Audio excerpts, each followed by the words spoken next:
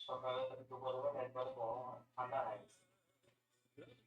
গরমটা দিলে তো ভালো। এই যে ক্লাস শুরু হয়ে গেল আমার সময় নেই।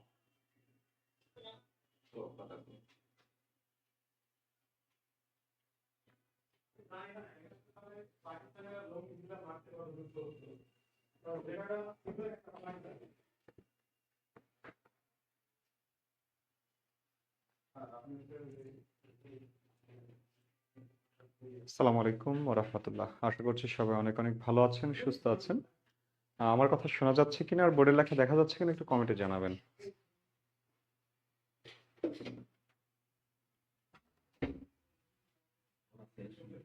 হুম,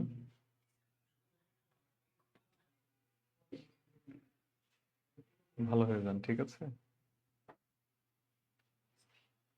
আচ্ছা।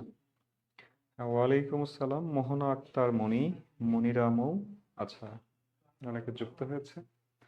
আহ, এখানে কারা কারা যুক্ত হয়েছে?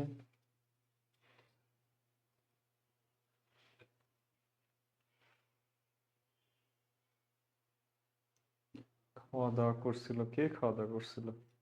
আচ্ছা, নমস্কার স্যার। আচ্ছা, শোনা যাচ্ছে? শোনা যাচ্ছে না ভাইয়া? ওটা না ভাইয়া, এটা off হয়ে গেছে। Hello, hello, hello. এই যে বিট উঠতেছে। Hello,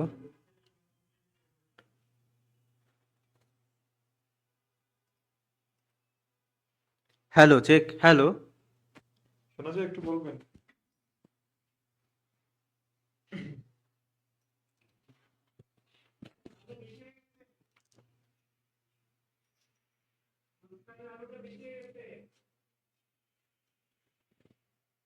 hello, check, hello. হ্যাঁ হ্যাঁ, আসছে তো, এই যে শোনা যাচ্ছে তো, শোনা যাচ্ছে, শোনা যাচ্ছে। হ্যাঁ, হুম, শোনা যাচ্ছে।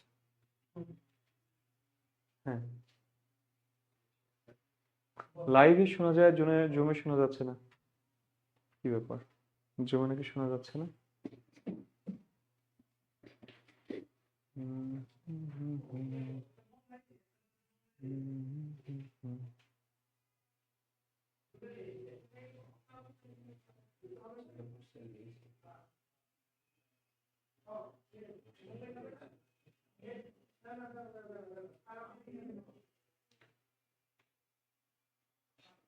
হ্যাঁ, তাসমিনা, ওয়ালাইকুম আসসালাম। তাসমিনা, শুনতে পাচ্ছেন? একটু বলবেন তো।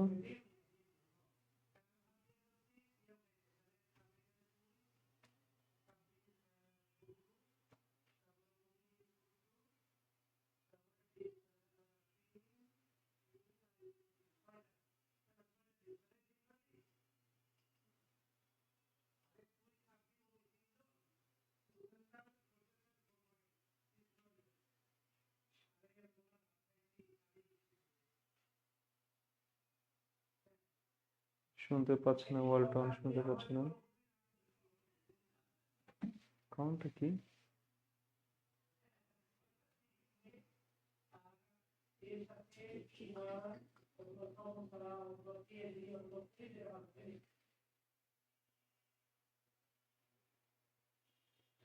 শোনা যায়, একটু বলবেন?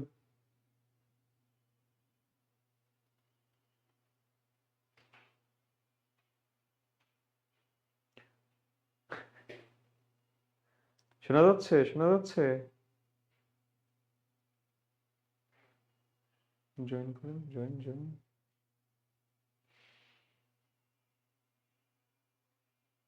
কথা শোনা যাচ্ছে না, শোনা যাচ্ছে না, শোনা যাচ্ছে না, শোনা যায় না, শোনা যায় না।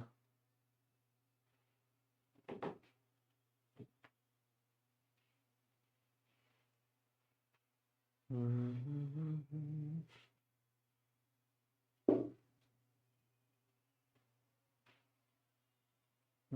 আমরা ইউতে আছি, অডিওতে আছি।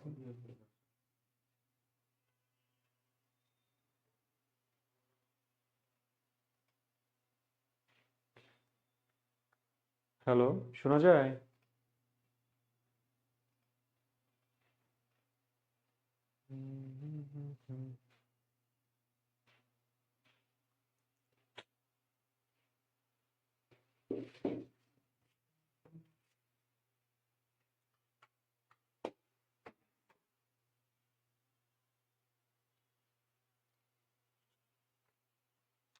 হ্যাঁ, ফেসবুকে শোনা যাচ্ছে, ঠিক আছে। ক্লাস কত তারিখ পর্যন্ত চলবে? ক্লাস যতদিন শেষ হবে না ততদিন পর্যন্তই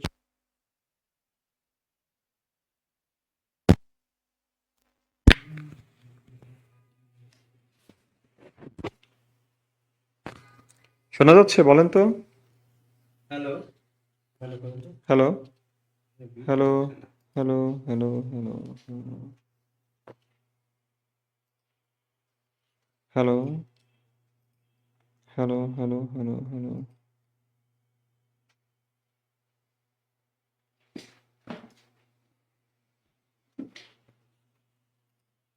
হ্যালো। হ্যাঁ, শোনা যাচ্ছে, শোনা যাচ্ছে, শোনা যাচ্ছে। আচ্ছা, এটা দিয়ে মারি আজকে। হুম, ওকে। যাই হোক, আমরা শুরু করি, হ্যাঁ। ওকে, দেখেন, আজকে আমাদের আলোচনার বিষয় থাকছে সাহিত্য। সাহিত্য থেকে আমাদের আহ, আসন্ন যে পরীক্ষাটি আছে, ভাইয়া সাউন্ড কমাই দাও। আমাদের আসন্ন যে পরীক্ষাটি আছে সে পরীক্ষাতে এখান থেকে সাহিত্য থেকে আহ, প্রাথমিকে খুব বেশি প্রশ্ন হয় না। হুম, খুব বেশি প্রশ্ন হয় না এখান থেকে আপনার 3-4টা প্রশ্ন হয়। এখন দেখেন, বাংলা সাহিত্যের যে ভান্ডার আছে, বাংলা যে সাহিত্যের অংশ আছে, এটা নিয়ে যদি কথা বলতে যাই, আলোচনা করতে যাই, আরো 20-25টা ক্লাস লাগবে, ঠিক আছে। তো ব্যাপার হলো, প্রাইমারিতে আসলে যেই আহ,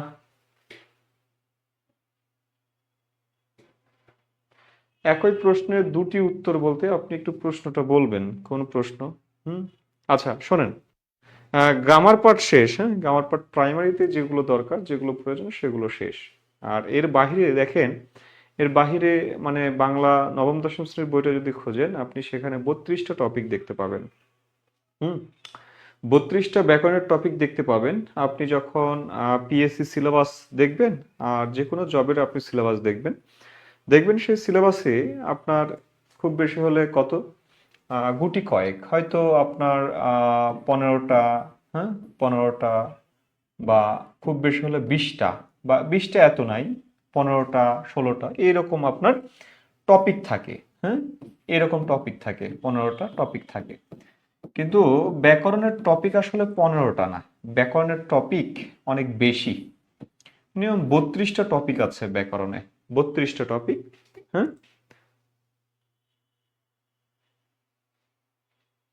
বিগত সাল পড়েন, হ্যাঁ, বিগত সাল পড়েন, পড়েন আপনার ওই যে আহ, যে বইগুলো আছে সেই বইগুলোতেই তো পাবেন, ব্যাকরণের যে বইগুলো আছে সেই বইগুলোতেই পাবেন বিপরীত শব্দ, সমার্থক শব্দ। তাছাড়া বাজারে বেশ বই আছে, বইপত্র আছে, পড়তে পারেন নিয়ে, হ্যাঁ। যাই হোক, আপনার কাজ হবে, আপনি যখন একজন জব প্রার্থী, আপনার কাজ হবে এই 32টা টপিকই ভালো করে পড়া। হুম, 32টা টপিকই ভালো করে পড়া। কথা বুঝতে পেরেছেন? হ্যাঁ, 20 থেকে 25 করেছে সেটা ব্যাপার না, শোনেন, 20 থেকে 25 করেছে সেটা ব্যাপার না। বিষয় হলো, প্রাইমারিতে ব্যাকরণ অংশ থেকে প্রশ্ন বেশি থাকে। সাহিত্য অংশ থেকে আপনি 3-4টা প্রশ্ন পাবেন। এই 3-4টা প্রশ্নের জন্য আপনি পড়বেন বিগত সালের প্রশ্ন, বিগত সালের পিএসসির যে প্রশ্ন আছে, বিসিএস এর যে প্রশ্ন আছে, বা প্রাথমিকের যে প্রশ্নগুলো আছে, বা আপনার পিএসসির যে প্রশ্নগুলো আছে সেই প্রশ্নগুলো পড়বেন, ঠিক আছে।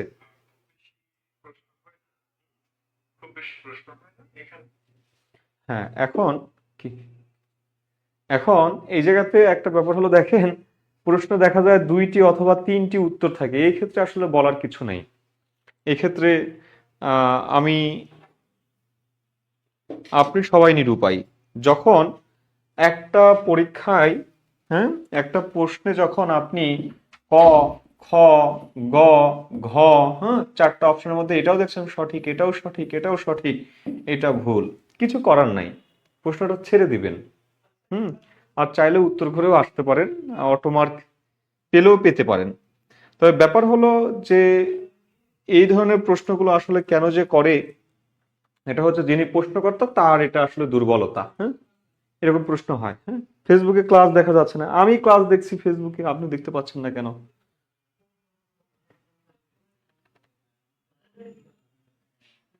ফেসবুকে ক্লাস দেখা যাচ্ছে তো, এই যে আমি দেখছি।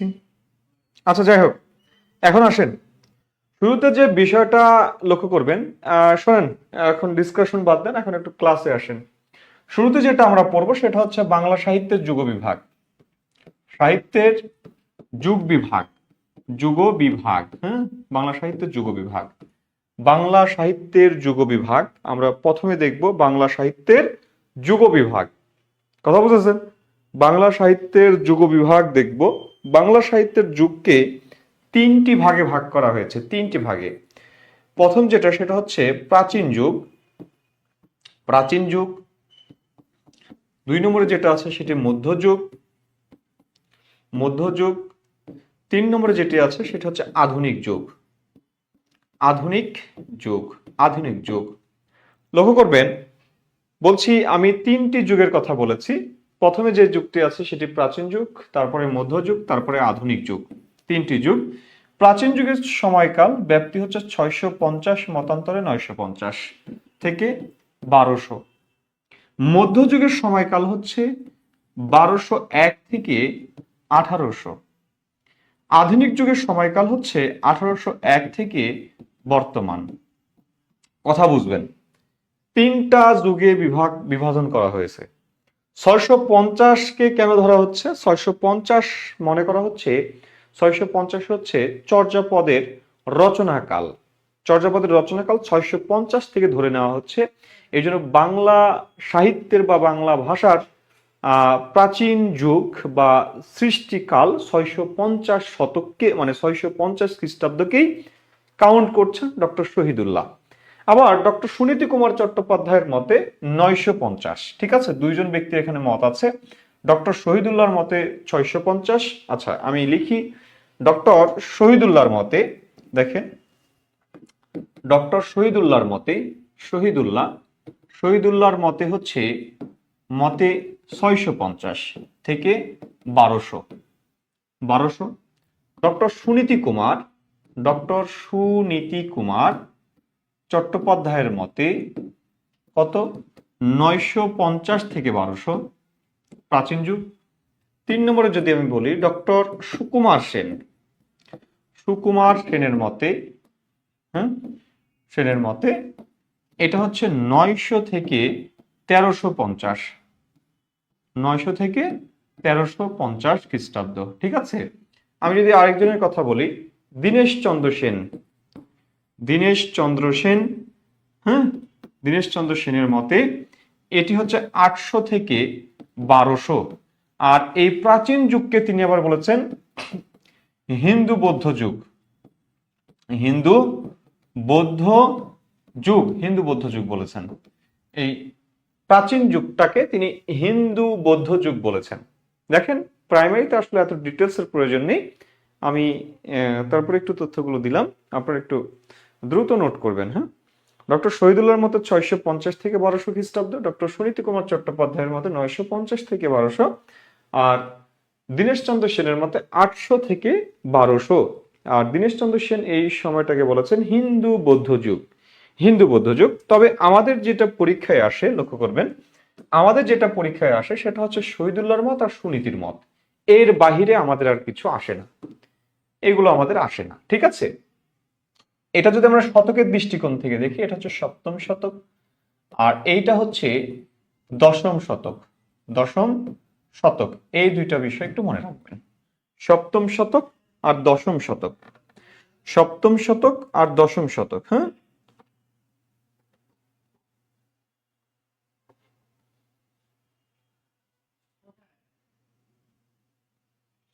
কথা বুঝেছেন আমার? বলবেন কথা বুঝছেন কিনা। ওকে, আসেন লক্ষ্য করেন, এই যে তিনটা যুগের কথা বলছি, এই তিনটা যুগের এই যে মধ্যযুগের যে সময়, এই মধ্যযুগের সময় দেখেন 1201 থেকে 1350, এখানে হচ্ছে 150 বছর। বলা হচ্ছে অন্ধকার যুগ, অন্ধকার যুগ, অন্ধকার যুগ। ঠিক আছে, এটাকে বলা হচ্ছে অন্ধকার যুগ। 1201 থেকে 1350 অন্ধকার যুগ, বা ইংরেজিতে যেটাকে বলে দ্য ডার্ক এজ। হ্যাঁ, এরপরে যেটা আছে দেখেন পরে যেটা আরেকটা সময় আছে, এই মধ্যযুগ এবং আধুনিক যুগ এই দুইটার মাঝামাঝি একটা সময়, সেটা হচ্ছে 1760 থেকে 1860। এই সময়টা, এই 100 বছর, এই সময়টাকে বলা হয় দ্বিতীয় অন্ধকার যুগ। অন্ধকার যুগ বা যুগ সন্ধিক্ষণ। যুগ সন্ধিক্ষণ, সন্ধিক্ষণ। আবার ডক্টর সৈয়দ আহসানের মতে এটাকে বলা হয় প্রায় শূন্যতার যুগ। প্রায়, সৈয়দ আলী আহসানের মতে এটাকে বলা হয় প্রায় শূন্যতার যুগ। প্রায় শূন্যতার যুগ বলা হয়। আর এই যুগের একজন বিখ্যাত কবি আছেন যাকে যুগ সন্ধিক্ষণের কবি বলে। তিনি হচ্ছেন ঈশ্বর গুপ্ত, ঈশ্বর চন্দ্র গুপ্ত, যে গুপ্ত কবি নামে পরিচিত। গুপ্ত কবি, গুপ্ত কবি নামে পরিচিত।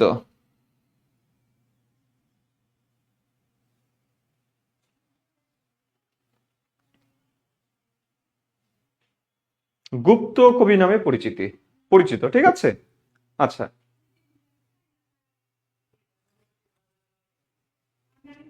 হুম, ওকে, একটু দ্রুত করবেন, হ্যাঁ। গুপ্ত কবি নামে পরিচিত ছিলেন এই ঈশ্বরচন্দ্র গুপ্ত। ঈশ্বরচন্দ্র গুপ্ত গুপ্ত কবি নামে পরিচিত ছিলেন। আচ্ছা, ওকে, ডান।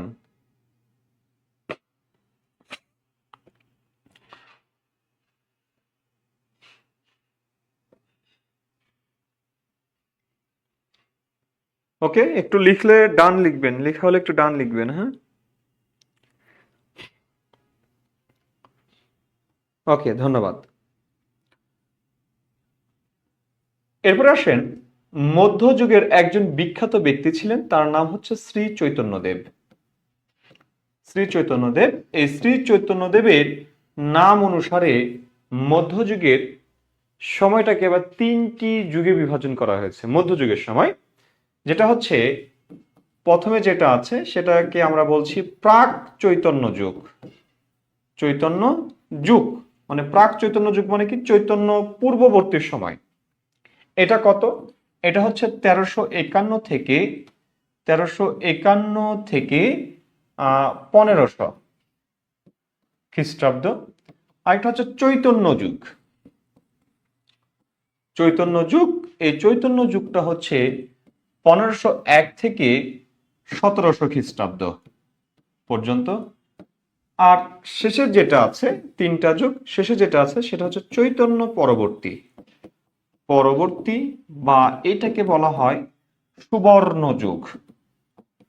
সুবর্ণ যুগ, এই সময়টা হচ্ছে 1701 থেকে 1800 খ্রিস্টাব্দ।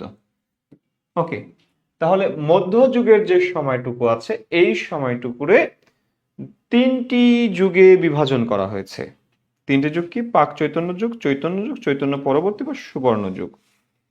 একটু লেখা হলে দ্রুত ডান লিখবেন, হ্যাঁ। লেখা হলেই ডান লিখবেন।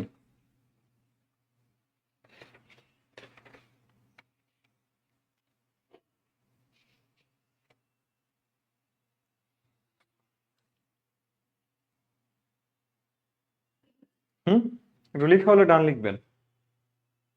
ওকে, আসেন, এরপর আসেন আধুনিক যুগের যে সময়কাল বলছি 1801 থেকে বর্তমান, তাই না? আধুনিক যুগ, এটাকে আবার 2টি ভাগে ভাগ করা যায়। একটা হচ্ছে প্রথম পর্যায় বা উন্মেষ পর্ব। এটার সময়কাল হচ্ছে 1801 থেকে 1860। আর আরেকটি হচ্ছে দ্বিতীয় পর্যায় বা বিকাশ পর্ব। এটা হচ্ছে 1861 থেকে বর্তমান। 1861 থেকে বর্তমান। তারপর আরেকটা কাজ আপনারা করবেন, বাংলা সাহিত্যের বিশেষ কিছু গ্রন্থ আছে, হ্যাঁ, বেশ কিছু গ্রন্থ আছে। ওই যে বঙ্গভাষা ও সাহিত্য, ডক্টর দীনেশচন্দ্র সেন।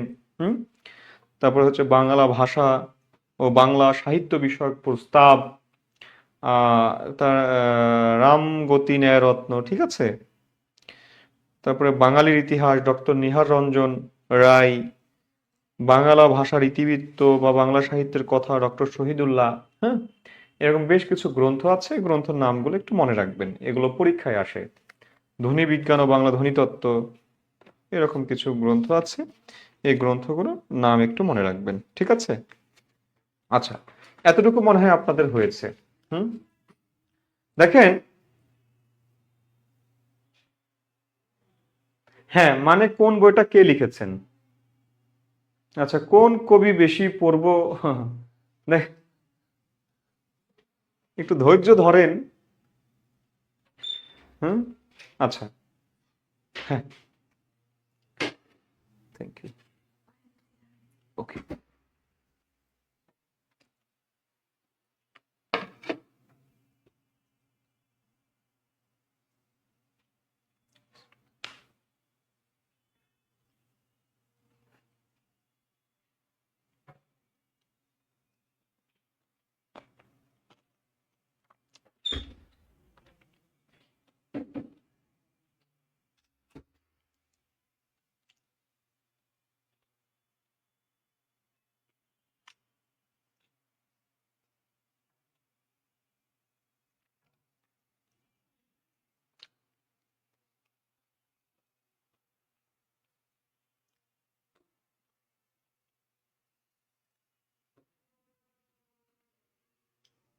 আচ্ছা, এখানে একটু দেখেন, আমি দুইটা যুগের কথা বলেছি, একটা হচ্ছে অন্ধকার যুগ, একটা হচ্ছে অন্ধকার যুগ। দেখেন,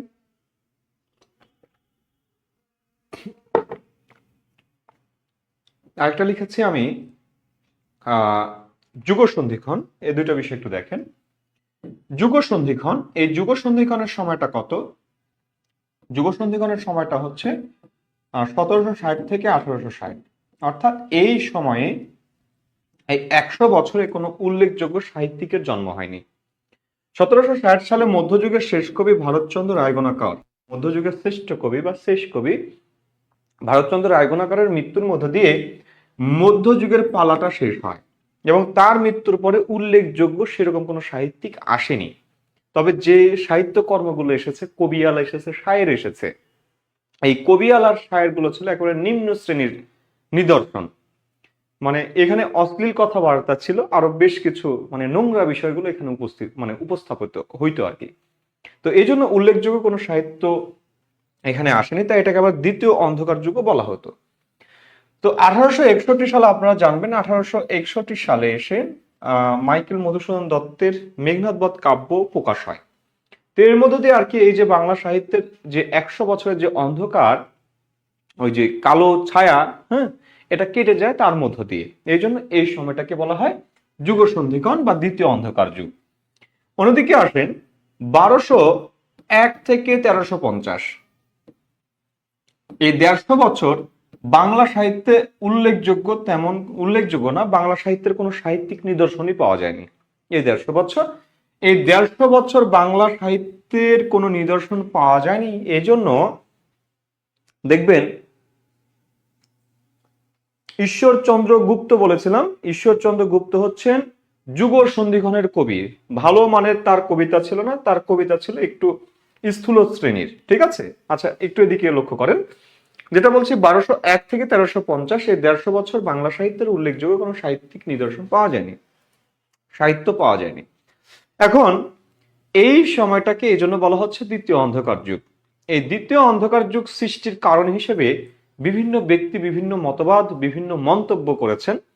যেমন 1204 খ্রিস্টাব্দে আপনারা জানেন এখতিয়ার উদ্দিন মোহাম্মদ বিন বখতিয়ার খলজির বাংলা জয়, এই বাংলা জয়ের মধ্য দিয়ে একদল সাহিত্যিক গবেষক মনে করেন যে মুসলিমরা যখন এই উপমহাদেশে বাংলা জয় করে তখন তাদের যেই জ্বালাও পোড়াও, হ্যাঁ, হত্যাযজ্ঞ, এই হত্যাযজ্ঞের মধ্য দিয়ে মন্দির মঠ এগুলো ধ্বংস হয়, যে কারণে উল্লেখযোগ্য সাহিত্যিক নিদর্শন পাওয়া যায়নি। এটা এক শ্রেণীর গবেষকরা মনে করেন, যেমন সুনীতি কুমার, সুকুমার সেন, অসিত কুমার বন্দ্যোপাধ্যায়, হ্যাঁ, এই সাহিত্যিকরা। অন্যদিকে আবার বাংলা সাহিত্যের বেশ কিছু গবেষক আছেন, যেমন ডক্টর এনামুল হক, আহমদ শরীফ, ওয়াকিল আহমেদ, এই প্রমুখ ব্যক্তিগণ মনে করেন যে না, আসলে সে সময় বাংলা লেখার মতো মানে লেখ্য ভাষায় উন্নীত হতে পারেনি, এই জন্য সে সময় আসলে সেরকম উল্লেখযোগ্য কোনো সাহিত্যকর্ম পাওয়া যায় না।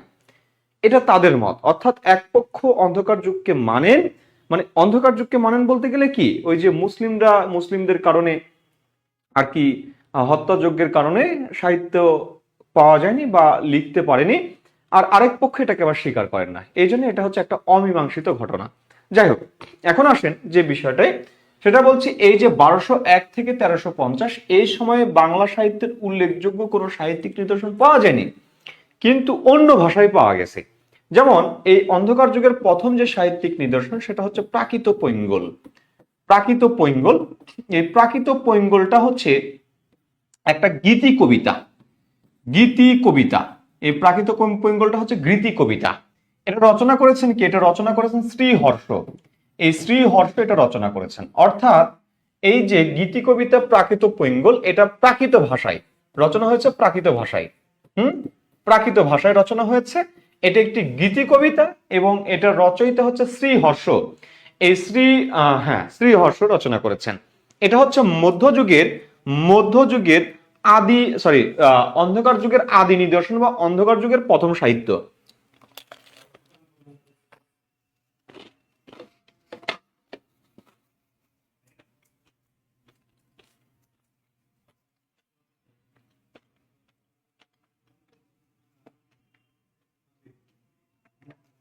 বুঝলেন কিনা বলেন? বুঝলেন কিনা বলেন? বুঝলেন? একটু আওয়াজ দেবেন। আচ্ছা, এবারে আসেন 2 নম্বর যেটা বলছি সেটা হচ্ছে শূন্য পুরাণ। শূন্য পুরাণ, এই শূন্য পুরাণটা হচ্ছে ধর্ম পূজার গ্রন্থ। এটার রচনা করেছেন কে? রামাই পণ্ডিত, ঠিক আছে। আচ্ছা, এটাও রচনা হয়েছে প্রাকৃত ভাষায়। প্রাকৃত ভাষায় রচনা হয়েছে, প্রাকৃত। ওকে, এরপরে আসেন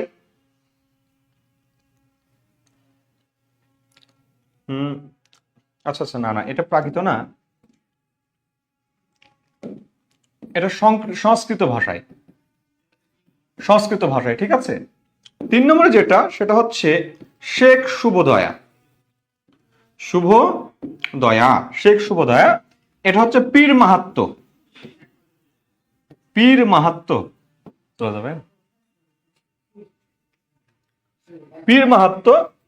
এটা লিখেছেন হলায়ুধ মিশ্র। তিনি ছিলেন লক্ষণ সেনের সভাকবি। আমার লেখা সুন্দর না, ঠিক আছে, তাকিয়ে লাভ নেই, আপনাদের মতো সুন্দর লিখতে পারি না। এটি হচ্ছে পীর মাহাত্ম্য, শেখ শুভদয়া। এই শূন্য পুরাণ যে গ্রন্থটি, এটাতে অধ্যায় আছে 51টি অধ্যায়। 51টি অধ্যায় আছে। আর এই যে শেখ শুভদয়া যেটা, এখানে আছে 25টি অধ্যায়। 25টি অধ্যায় আছে এখানে। তাহলে আমি যেটা বললাম, শূন্য পুরাণে আছে 51টি অধ্যায়, আর শেখ শুভদয়াতে আছে 25টি অধ্যায়। 25টি অধ্যায় আছে। 25টি অধ্যায় আছে।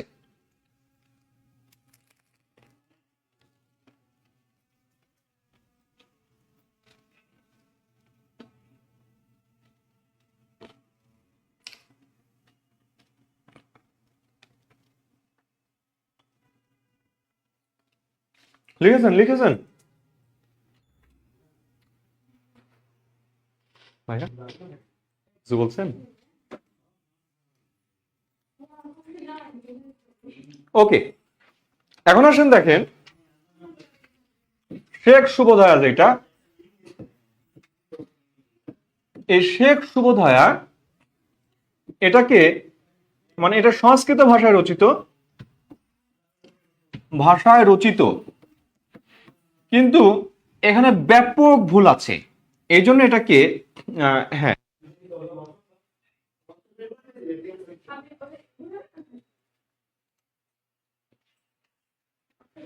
এটাকে ডগ সংস্কৃত বলা হয়।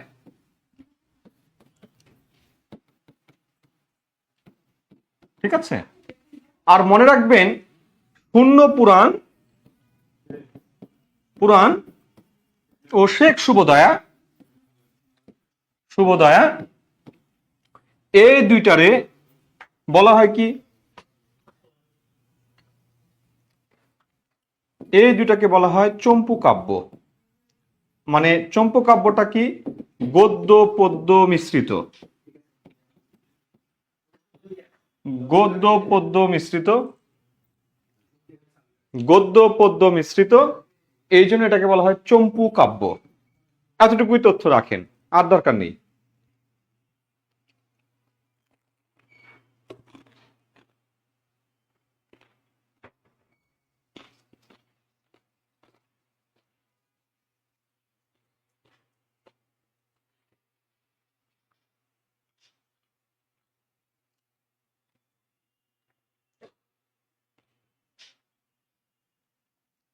আর এই ডগ সংস্কৃতটা কে বলেছে জানেন? সুনীতি কুমার বলেছেন, সুনীতি, লিখে দিই সুনীতি কুমার, এটাকে ডগ সংস্কৃত বলেছেন।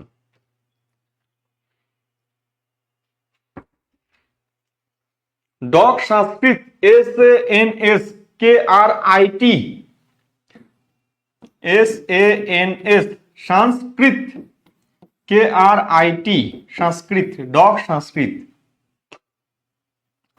মানে কুত্তা সংস্কৃত, বুঝছেন?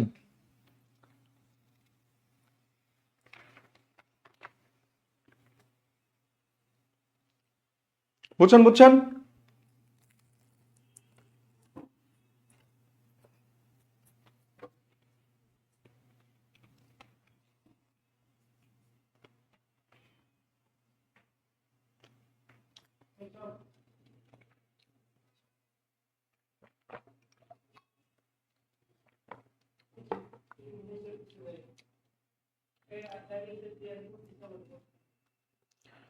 ওকে, বুঝছেন, ধন্যবাদ। এবার আসেন,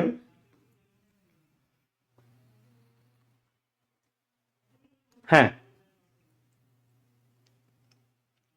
প্রচুর ভুল ছিল সংস্কৃত ভাষার, মানে প্রচুর ভুল ছিল আর কি, ভুলভাল লিখেছে। যাই হোক, পীর মাহাত্ম্য ছিল, এটা পীর মাহাত্ম্য কেন্দ্রিক গ্রন্থ। ওকে, এবার আসেন পরে যেটা, সেটা হচ্ছে প্রাচীন যুগ। প্রাচীন যুগ, প্রাচীন যুগের মানে একমাত্র নিদর্শন, একমাত্র নিদর্শন, আদি নিদর্শন, আদি নিদর্শন কি? চর্যাপদ। চর্যাপদ আদি নিদর্শন কি? আদি নিদর্শন চর্যাপদ, আদি নিদর্শন চর্যাপদ। চর্যাপদ, চর্যা কি? চর্যা হচ্ছে আচরণীয়। পদ কি? পদ হচ্ছে বৌদ্ধ ও বৈষ্ণবীয়, বৌদ্ধ ও বৈষ্ণবীয় ধর্মের গূঢ় তত্ত্ব, গূঢ় তত্ত্ব বা গোপন কথা, গোপন কথা। চর্যাপদ মূলত, চর্যাপদ মূলত কাদের? চর্যাপদ মূলত বৌদ্ধ সহজিয়াদের, জিয়াদের ধর্ম চর্চার পদ বিশেষ। ধর্ম চর্চার পদ বিশেষ, বৌদ্ধদের, বৌদ্ধ ধর্মের ধর্ম চর্চার পদ বিশেষ আর কি।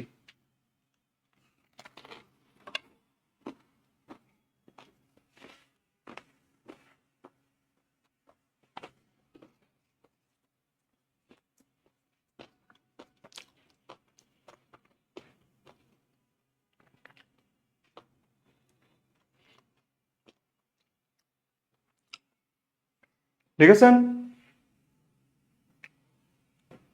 লেখা হলে একটু ঝটপট বলবেন।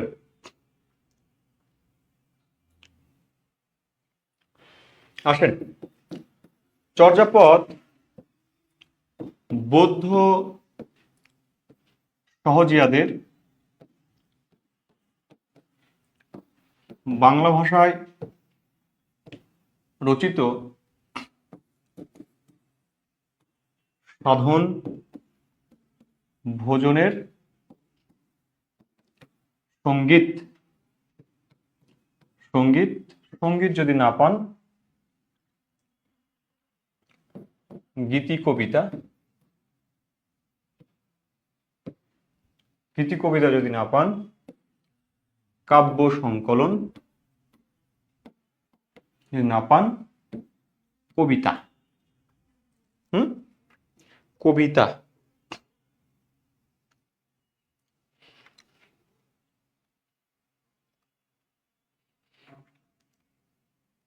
ওকে, আচ্ছা, এটার মূল কি?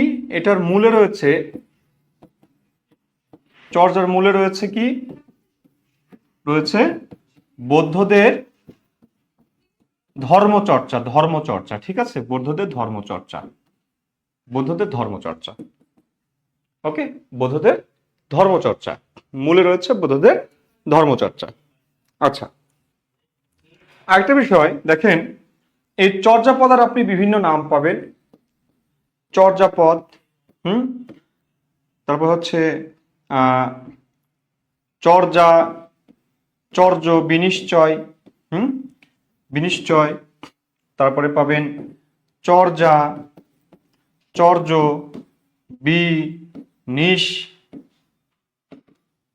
বিনিশ্চয়, হ্যাঁ, চর্যা, চর্য, বিনিশ্চয় পাবেন।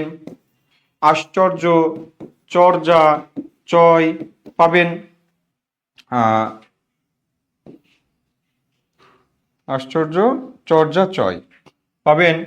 চর্যা, গীতিকোষ, গীতিকোষ পাবেন। চর্যা, গীতি, কোষ, বৃত্তি পাবেন। নির্মল গীরা, নির্মল গীরা। ওকে, এগুলো হচ্ছে চর্যার নাম। কথা বুঝেছেন? এগুলো সব হচ্ছে কি? এগুলো সব হচ্ছে চর্যার নাম।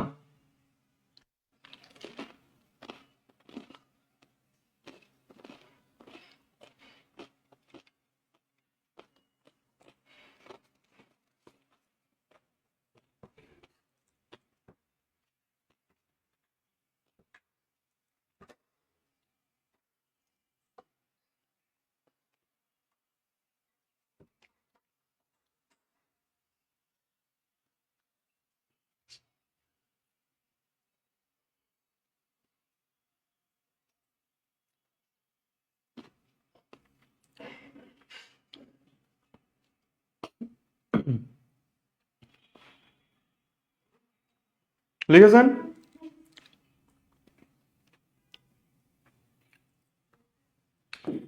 চর্যার ভাব ও ভাষা উভয়কার, উভয় হচ্ছে বাঙালির।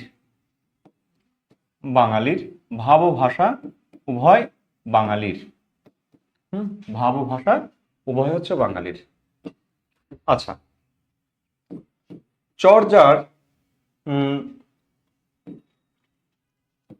সংস্কৃত টিকাকার, সংস্কৃত টিকাকার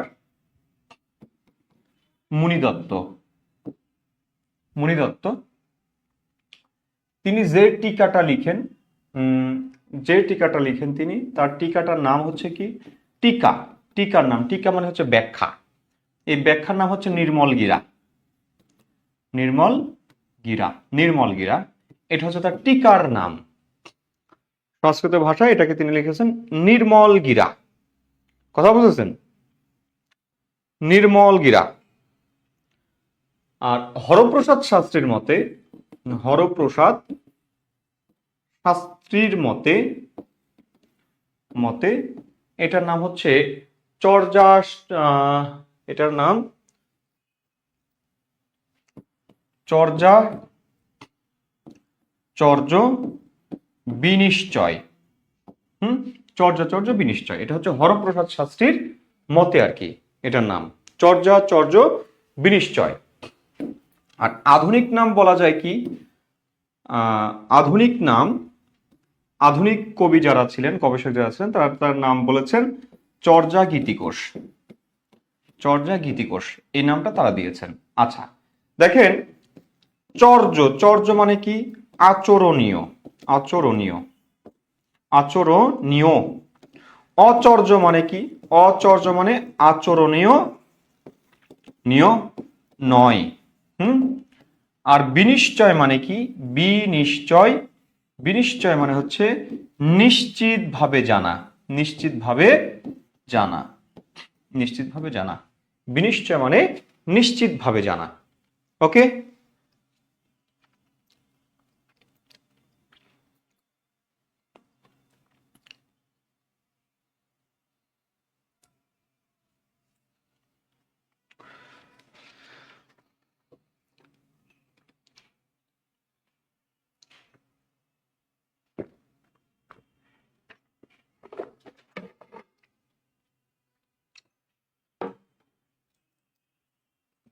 লিখেছেন?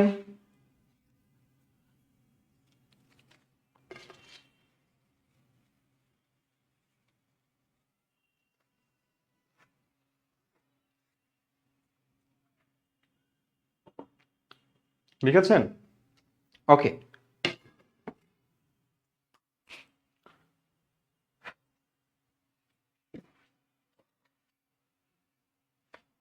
আচ্ছা আসেন, লিখেছেন। আচ্ছা, চর্যার আবিষ্কার,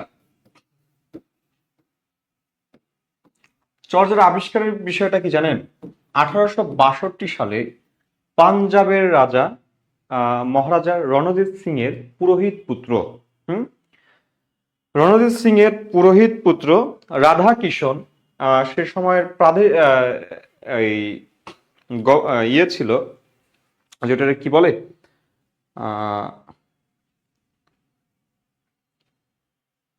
লর্ড ক্লাইভরা যে ছিল, তাদেরকে কি বলে আমি ভুলে গেলাম,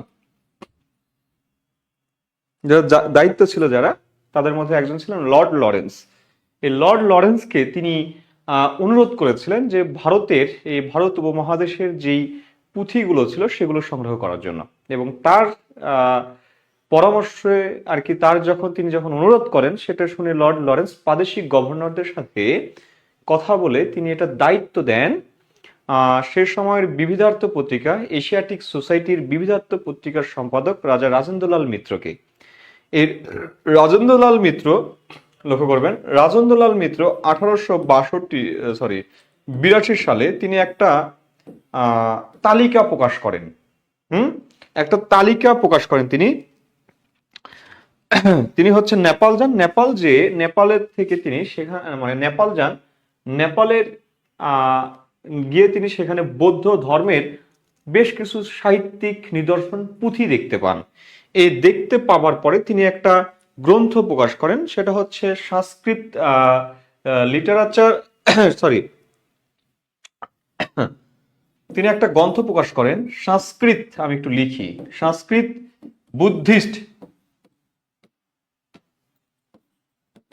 বুদ্ধিস্ট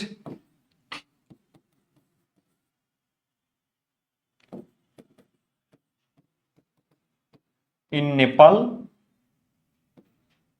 নেপাল নামক তিনি একটা গ্রন্থ প্রকাশ করেন, একটা তালিকা প্রকাশ করেন। সেই তালিকা থেকে মূলত চর্যাপদের যে বাংলা সাহিত্যের যে মানে বাংলা সাহিত্যের যে কিছু নিদর্শন আছে, এইটার প্রথম ধারণা পাওয়া যায় এই গ্রন্থটি থেকে, মানে এই তালিকা থেকে। 1882 সালে এই তালিকাটা প্রকাশ করেন রাজা রাজেন্দ্রলাল মিত্র। এর পরবর্তীতে রাজা রাজেন্দ্রলাল মিত্রের মৃত্যুর পরে রাজা রাজেন্দ্রলাল মিত্রের মৃত্যুর পরে বাংলা, বিহার, উড়িষ্যা ও আসামের পুঁথি সংগ্রহের দায়িত্ব পড়ে একজন ব্যক্তির কাঁধে, তিনি হচ্ছেন হরপ্রসাদ শাস্ত্রী। হুম, শাস্ত্রী, হরপ্রসাদ শাস্ত্রী এই ব্যক্তিটার উপরে দায়িত্ব পড়ে। এই ব্যক্তি 3বার নেপাল যান, 1897, 1898, 1907। এই প্রথম 2বার দিয়ে তিনি কিছু পান না, হ্যাঁ, কিছু পান না, কিন্তু এই বিবিধার্থ মানে এশিয়াটিক সোসাইটি থেকে তিনি একটা উপাধি পান, যেটা হচ্ছে মহামহোপাধ্যায়। এই 1898 সালে তিনি একটা উপাধি পান, সেটা হচ্ছে মহামহোপাধ্যায়। এই উপাধিটা তিনি পান। আচ্ছা, 1907 সালে গিয়ে তিনি নেপালের রাজদরবারের রয়্যাল লাইব্রেরি, যেটা রয়্যাল প্যালেস মিউজিয়াম যেটা বা রয়্যাল লাইব্রেরি যেটা, এই লাইব্রেরি থেকে তিনি একটি না তিনি 4টি গ্রন্থ আবিষ্কার করেন। 4টি গ্রন্থ তিনি পান। 4টি গ্রন্থ কি কি? একটা ছিল ডাকার্নব, একটা ছিল সরহ পাদের দোহা, পাদের দোহা, আরেকটি ছিল কৃষ্ণপাদের দোহা, আরেকটি হচ্ছে চর্যাপদ। ঠিক আছে? এই যে এখানে যে 3টি গ্রন্থ আছে, এই 3টি প্রাকৃত ভাষায় রচিত ছিল। প্রাকৃত ভাষায় রচিত ছিল। আর চর্যাপদটা এটি বাংলা ভাষায় রচিত ছিল। চর্যাপদটা রচিত ছিল বাংলা ভাষায়। কথা বুঝেছেন? চর্যাপদটা রচিত ছিল বাংলা ভাষায়। একটু লেখা হলে আমাকে একটু আওয়াজ দেবেন, যারা জুমে আছেন একটু আওয়াজ দেবেন। হ্যাঁ, লেখা কমপ্লিট হলে। আর একটু কি বোঝাবো বলেন?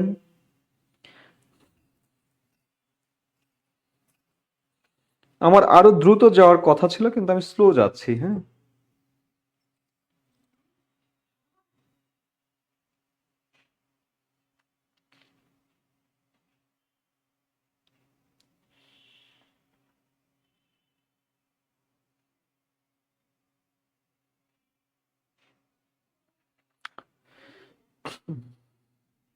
আপনাদের যে তথ্যগুলো দরকার আমি সেই তথ্যগুলোই বলছি।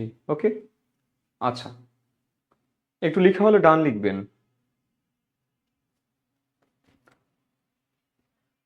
হ্যাঁ, কৃষ্ণপা একজনই। হ্যাঁ, কৃষ্ণপা, কানুপা একজনই ব্যক্তি। হ্যাঁ, দেখেন, কৃষ্ণ, এই কৃষ্ণ হচ্ছে তৎসম ভাষার শব্দ।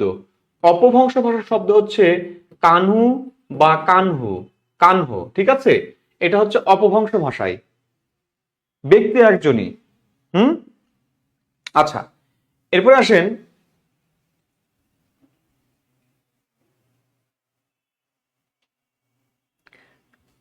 আঠারোশো সালের এই যে দেখেন লিখেছি, Sanskrit Buddhist literature in Nepal. Sanskrit Buddhist literature in Nepal. Sanskrit Buddhist literature in Nepal, এটা লিখেছি। আচ্ছা, এরপরে আসেন, লক্ষ্য করেন যেটা আছে। ওকে, পরবর্তীতে বঙ্গীয় সাহিত্য পরিষদ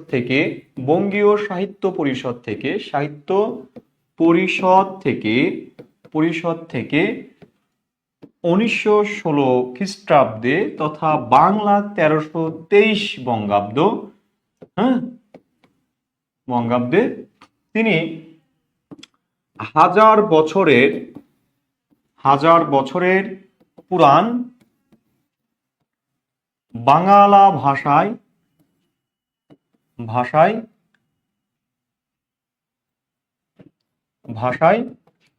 বৌদ্ধ গান ও দোহা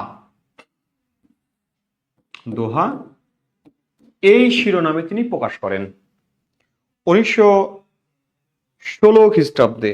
হাজার বছরের পুরাণ বাংলা ভাষায় বৌদ্ধ গান ও দোহা, এই ভাষা মানে এই শিরোনামে তিনি এটা প্রকাশ করেন। কে? হরপ্রসাদ শাস্ত্রী। যখন তিনি এটা প্রকাশ করার পরপরই 5টি ভাষার গবেষকরা এই চর্যাপদটাকে নিজেদের বলে দাবি করেন। 5টি ভাষার পণ্ডিতেরা, যেমন কি? অসমিয়া, উড়িয়া,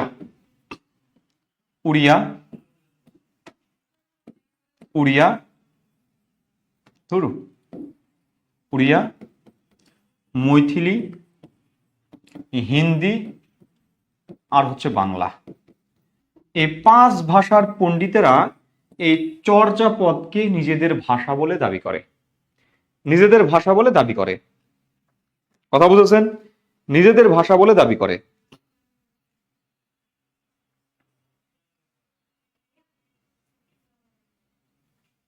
বুঝছেন? বুঝছেন? একটু লেখা হলে একটু ঝটপট বলবেন, আমি একটু দ্রুত আগাবো।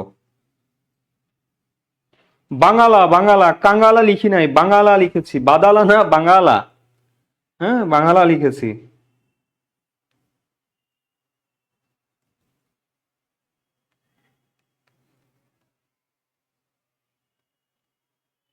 ওকে, আসেন এবার একটু লক্ষ্য করেন, এই যে হরপ্রসাদ শাস্ত্রী যার কথা বলছি, হরপ্রসাদ শাস্ত্রী, এই হরপ্রসাদ শাস্ত্রী আসলে তার নাম শাস্ত্রী না, হরপ্রসাদ ভট্টাচার্য। তার নাম হচ্ছে হরপ্রসাদ ভট্টাচার্য। তিনি কলকাতা বিশ্ববিদ্যালয়ের একজন গবেষক ছিলেন। গবেষক ছিলেন প্রথম জীবনে, তারপরে তিনি পরবর্তীতে অধ্যাপক হন এবং তিনি ঢাকা বিশ্ববিদ্যালয় প্রতিষ্ঠাকালীন সময়ে বাংলা ও সংস্কৃত বিভাগের সভাপতি ছিলেন। ঠিক আছে? এই ব্যক্তি 1877 খ্রিস্টাব্দে তিনি শাস্ত্রী উপাধিটা পান। কোথায় থেকে? সংস্কৃত কলেজ থেকে। সংস্কৃত কলেজ আর এশিয়াটিক সোসাইটি থেকে তিনি 1898 সালে খ্রিস্টাব্দে তিনি মহোপাধ্যায় এই উপাধিটা অর্জন করেন। তার 2টা গ্রন্থ আছে, একটা হচ্ছে কাঞ্চনমালা, আরেকটা হচ্ছে বেনের মেয়ে। এই 2টা হচ্ছে তার উপন্যাস। এই 2টা হচ্ছে তার রচিত উপন্যাস।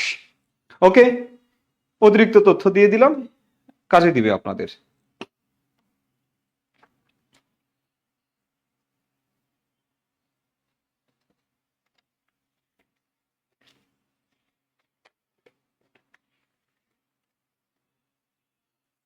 আচ্ছা, আসেন চর্যার ভাষা নিয়ে প্রথম কথা বলেন ডক্টর বিজয়চন্দ্র মজুমদার।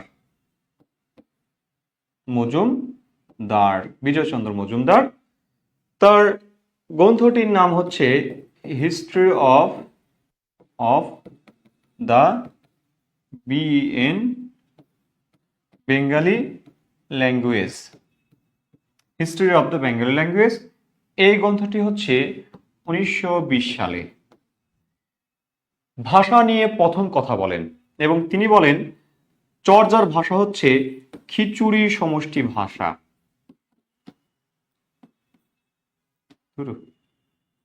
খিচুড়ি সমষ্টি ভাষা।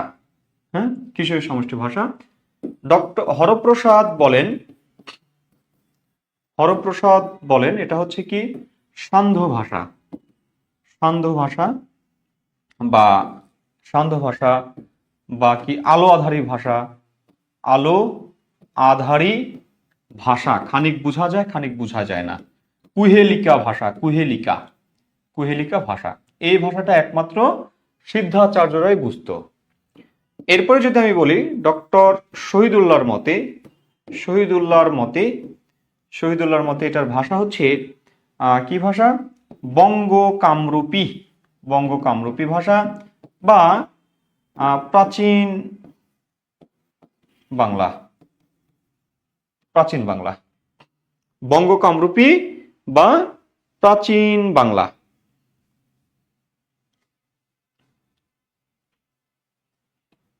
আচ্ছা, ডক্টর সুনীতির মতে হচ্ছে এটা কি ভাষা? তার ODBL অরিজিন অফ গ্রন্থটির নাম হচ্ছে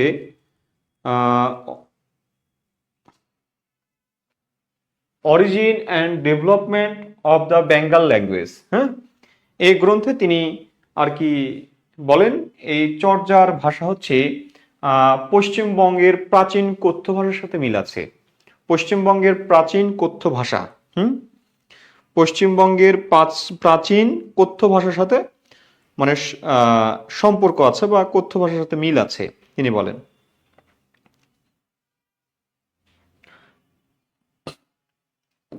পশ্চিমবঙ্গের কথ্য ভাষার সাথে মিল আছে, হ্যাঁ, কথ্য ভাষা পশ্চিমবঙ্গের।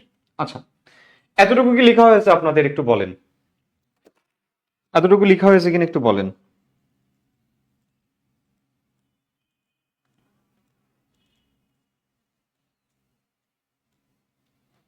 এতটুকু লেখা হয়েছে কিনা একটু বলেন।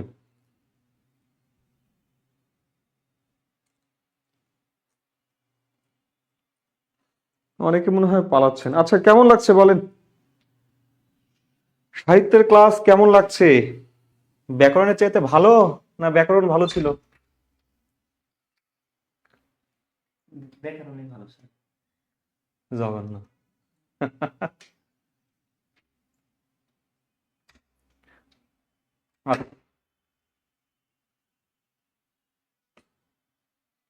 লক্ষ্য করেন, এরপর দেখেন আরেকটা লিখি, সুকুমার সেনের মতে, সুকুমার সেনের মতে সংকেতের ভাষা, সংকেতের ভাষা, সুকুমার সেনের মতে সংকেতের ভাষা। আর ম্যাক্স মুলারের মতে প্রচ্ছন্ন ভাষা, প্রচ্ছন্ন ভাষা। ম্যাক্স মুলারের মতে এটা প্রচ্ছন্ন ভাষা। আচ্ছা, চর্যার প্রথম ভাষাতাত্ত্বিক ও বৈজ্ঞানিক ব্যাখ্যা বা বৈজ্ঞানিক ভাবে প্রমাণ করেন। আচ্ছা, চর্যার ভাষা বাংলা, চর্যার ভাষা বাংলা, এটা ভাষাতাত্ত্বিক ও বৈজ্ঞানিকভাবে প্রমাণ করেন সুনীতি কুমার তার ওডিবিএল গ্রন্থে। এটা হচ্ছে 1926 সালে, 1926 সালে এটা প্রমাণ করেন। ওডিবিএল 1926 সালে এটা প্রমাণ করেন। কথা বুঝেছেন? এটা প্রমাণ করেন সুনীতি কুমার চট্টোপাধ্যায়। ওকে, সুনীতি কুমার চট্টোপাধ্যায় এটা প্রমাণ করেন। ঝটপট লিখবেন, হ্যাঁ।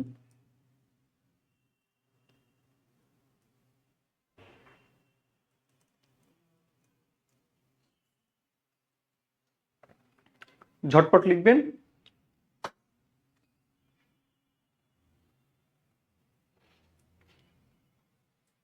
আচ্ছা, চর্যার সঠিক পাঠ উদ্ধার করেন কে? উদ্ধার করেন 1927 সালে। আর চর্যার ধর্ম তত্ত্ব নিয়ে আলোচনা করেন 1942 সালে। কে? ডক্টর শহীদুল্লাহ।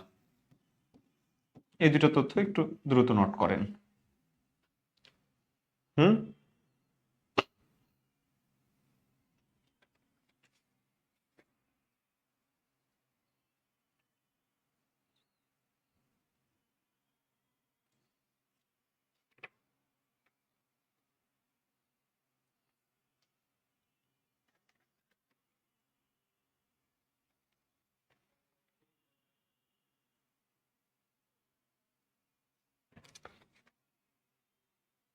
ওকে, আসেন পরেরটা আগাই। লেখা হলে আপনারা একটু ডান লিখবেন, হ্যাঁ, আমি না বললে আপনারা একটু ঝটপট লিখবেন। ওকে, আসেন পরেরটাই। চর্যার তিব্বতী অনুবাদক কীর্তিচন্দ্র। যেটা পরীক্ষায় আসে সেটা হচ্ছে কীর্তিচন্দ্র, ঠিক আছে, অনুবাদক কীর্তিচন্দ্র। আর চর্যার তিব্বতী অনুবাদ প্রকাশ করে প্রকাশ করে প্রবোধচন্দ্র বাগচি। প্রবোধচন্দ্র বাগচি, প্রবোধচন্দ্র বাগচি, এটা হচ্ছে 1938 সালে। প্রবোধচন্দ্র বাগচি 1938 সালে এটা প্রকাশ করেন। আর তিব্বতী অনুবাদের সম্পর্কে প্রথম তথ্য দেন সুনীতি কুমার। সুনীতি কুমার প্রথম তথ্য দেন। সুনীতি কুমার প্রথম তথ্য দেন।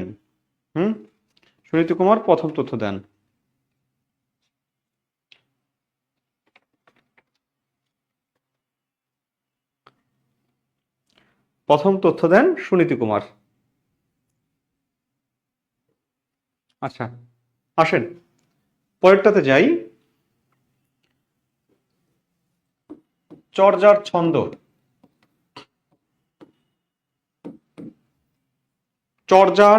ছন্দ। যদি আধুনিক বিচারে দেখি, আধুনিক মাত্রা বিচারে, আধুনিক ছন্দ বিচারে মাত্রাবৃত্ত, আধুনিক ছন্দের বিচারে মাত্রাবৃত্ত। আর শহীদুল্লাহর মতে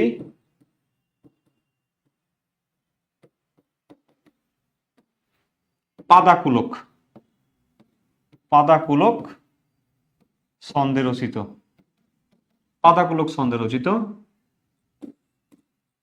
কেউ মনে করেন এটা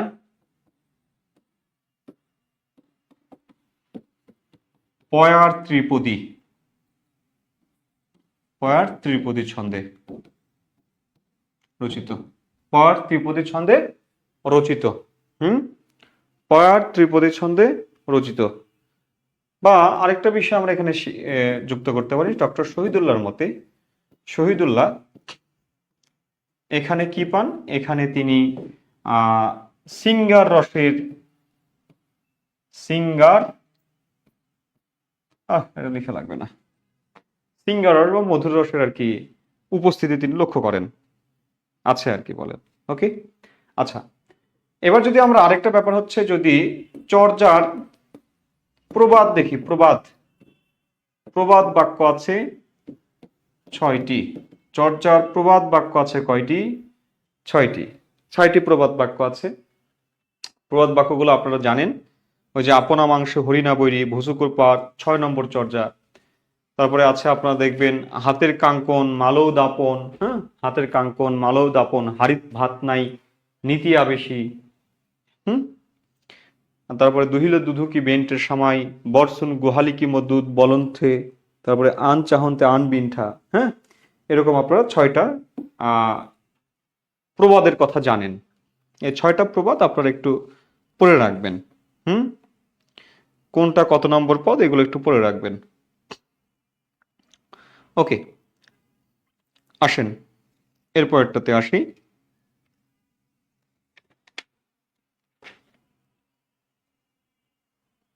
লিখেছেন? একটু বলবেন।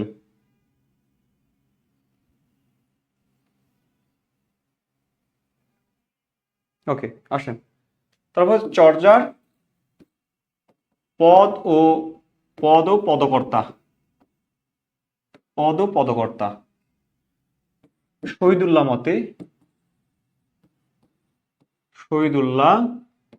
মতে পদ হচ্ছে 50টি, আর পদকর্তা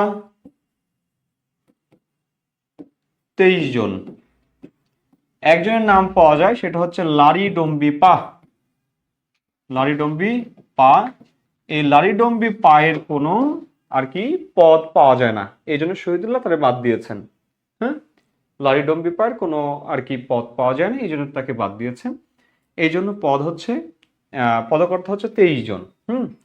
আর পদ হচ্ছে 50টা পদ বলেছেন, কারণ মুনিদত্ত 11 নং চর্যার টিকা লিখছিল না, টিকা লেখেননি। 11 নম্বর চর্যার টিকা লেখেননি মুনিদত্ত, এই জন্য তিনি 51 থেকে 1 বাদ দিয়েছেন, আর 24 থেকে ওই যে লাইডম্বিকে বাদ দিয়েছেন, এই জন্য তার 50 আর হচ্ছে 23। কথা বুঝেছেন? এটা হচ্ছে শহীদুল্লাহর মত। আর যদি আমি আরেকজনের মতের কথা বলি, তিনি হচ্ছেন সুকুমার সেন। এই পাশে লিখি সুকুমার সেন। এই সুকুমার সেনের মতে হচ্ছে পদ 51 আর পদকর্তা 24। 24 জন। এবং সংস্কৃত যে টিকা মানে সংস্কৃত অনুবাদ যিনি লিখেছেন কীর্তিচন্দ্র, সেখানে 51টির কথাই ছিল। 51টি, তার মতে চর্যাপদ 51টি। তো যাই হোক, লক্ষ্য করেন এখানে আমরা আসলে উত্তর করব কোনটা? যার মত চাইবে তার উত্তর, যার মত চাইবে তার উত্তর। আর যদি মত না চায় তাহলে আপনি উত্তর করবেন কি?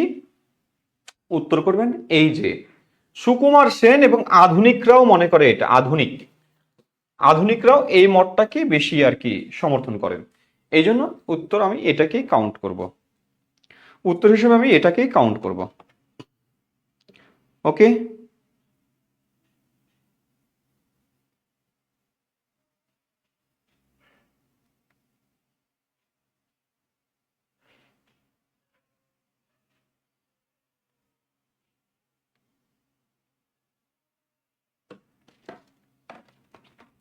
ওকে আসেন, বলছি 51টি পদ, তাই না? এর মধ্যে এখন চর্যার পদ পাওয়া গেছে কত? পাওয়া যায় 46.5টা, 46.5।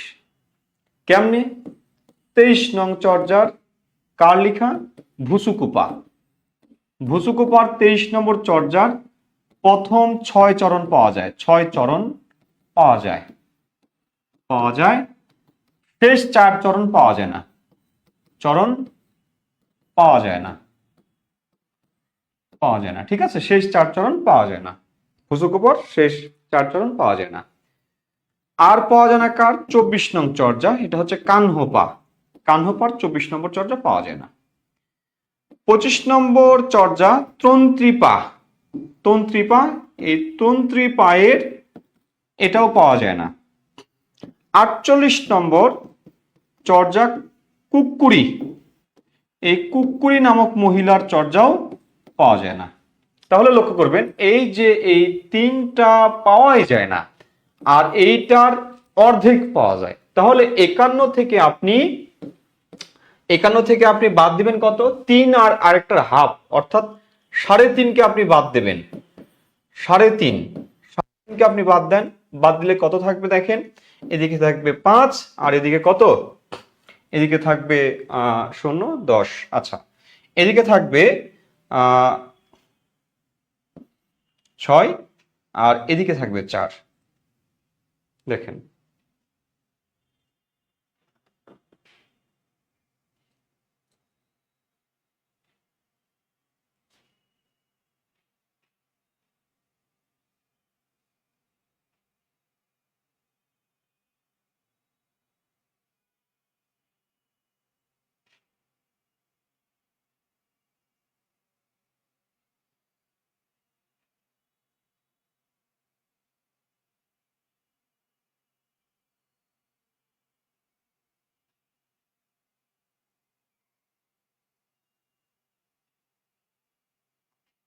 বুঝছেন?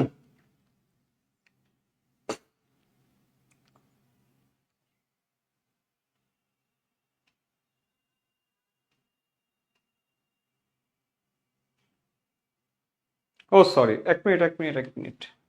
হ্যাঁ, এদিকে হচ্ছে 3টা, ওকে। আবার 11 নম্বর চর্যার কোনো টিকা ছিল না, টিকাবিহীন হচ্ছে 11 নম্বর। তাহলে এটাও তো যুক্ত হবে, এটা যুক্ত হবে। হ্যাঁ, কথা বলছেন? তাহলে ওইটা ওইটা যদি বাদ দেই, টিকাটা যদি বাদ দেয় তাহলে কয়টা থাকে? 50টা। তাহলে 50 থেকে আপনি 3.5 বাদ দেন, তাহলে 46.5 হবে। সরি, একটু ক্যালকুলেশন আমার ভুল হয়েছে, বুঝতে পারিনি। ওকে, বুঝছেন? একটু বলবেন। আচ্ছা, এবার আসেন চর্যার সবচেয়ে বেশি পদ রচনা করেন কানহোপা। কাহ্নপাকে চর্যার শ্রেষ্ঠ পদকর্তা বলা হয়। 13টি পদ রচনা করেন, যার মধ্যে 12টি পাওয়া যায়, একটি হারিয়ে যায়। তারপরে থাকে ভুসুকু। ভুসুকু হচ্ছে সেকেন্ড পদকর্তা, যিনি বেশি পদ রচনা করেন, 8টি, তার পাওয়া যায় 7.5টি। আচ্ছা, এরপরে রচনা করেন কে? সরহ। সরহ রচনা করেন 4টি পদ। তারপর হচ্ছে কুক্কুরি।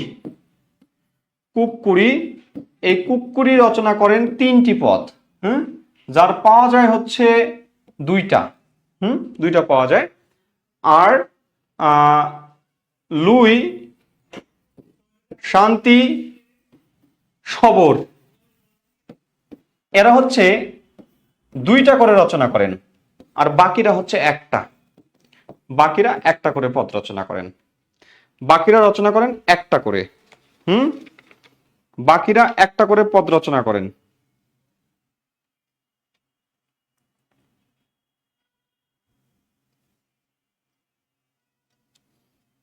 ঝটপট লিখবেন, হ্যাঁ, নয়তো একটা স্ক্রিনশট নিয়ে নেন, নিয়ে আমার একটু জানান, তাহলে আমি একটু সামনে যাই।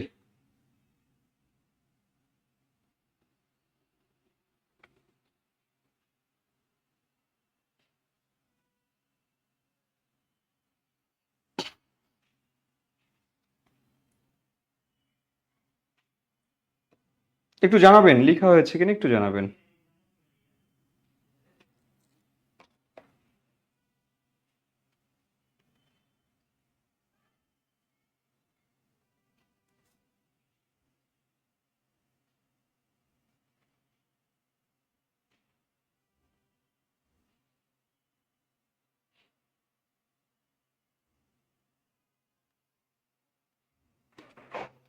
ওকে, আসেন, ডান।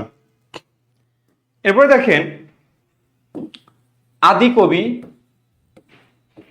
বা প্রাচীন কবি। প্রাচীন আদি কবি বা প্রাচীন কবি হচ্ছে লুইপা। লুইপা। আর প্রবীণ কবি, প্রবীণ প্রবীণ কবি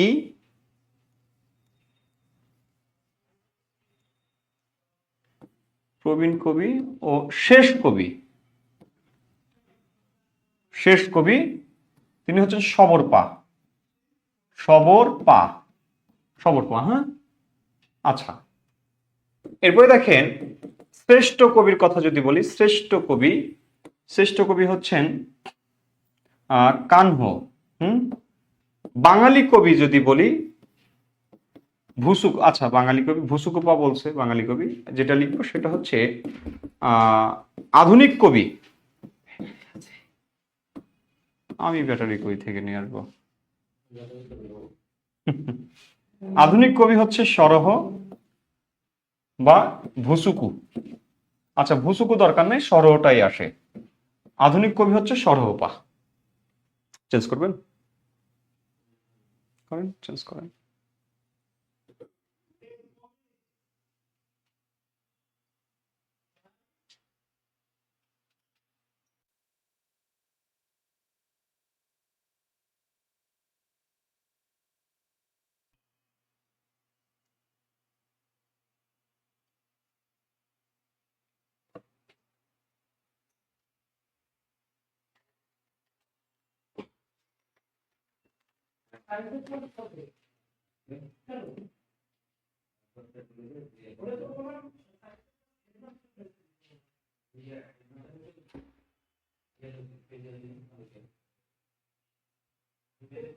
ওকে, আসেন, এতক্ষণে আপনাদের হয়ে গেছে। চর্যার ইংরেজি অনুবাদ। ইংরেজি অনুবাদ করেন কে?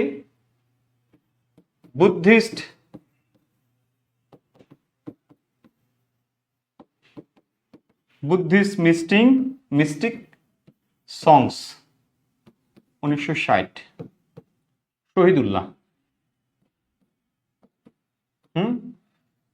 আরেকটি অনুবাদ হয়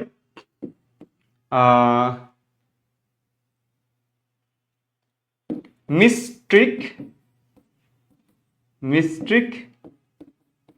পোয়েট্রি অফ বাংলাদেশ।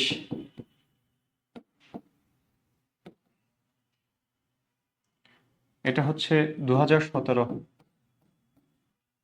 যিনি করেন তিনি হচ্ছেন হাসনা মওদুদ।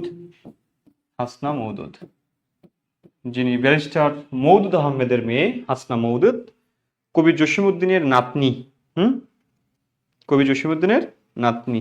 এটা নয়াদিল্লি থেকে প্রকাশ পায়। হ্যাঁ, mystic poetry of Bangladesh. Mystic না, মিস্টিক, মিস্ট্রিক হবে না, মিস্টিক, যেহেতু MYS, মিস্ট্রিক। হ্যাঁ, আচ্ছা।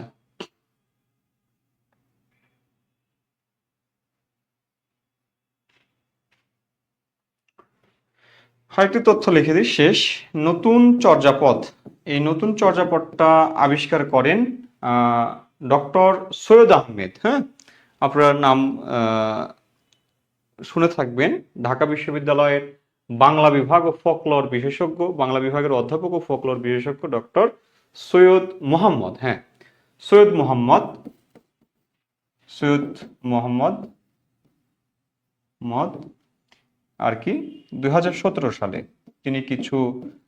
তিনি কিছু চর্যাপদ পান। হ্যাঁ, সেই চর্যাপদগুলো তিনি বাংলা একাডেমি থেকে প্রকাশ করেন নতুন চর্যাপদ নামে 2017 সালে বাংলা একাডেমিতে প্রকাশ করেন।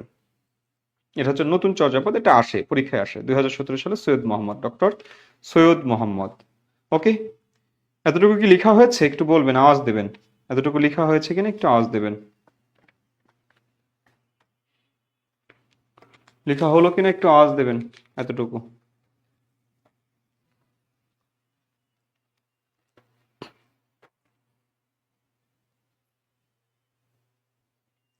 ওকে।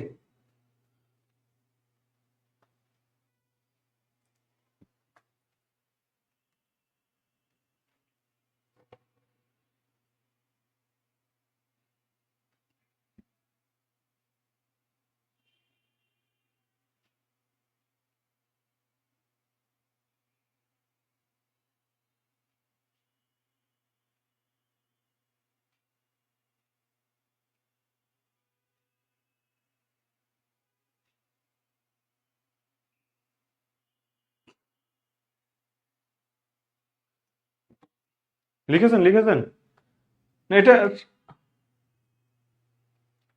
এটা এটা 72 না, সরি, এটা 27 না, এটা 1960 হবে। এই সালে এটা প্রকাশ পায়, 1960-এ প্রকাশ পায় এটা। আচ্ছা, ওকে, আসেন পরে যে গ্রন্থটা আছে, শ্রীকৃষ্ণ কীর্তন।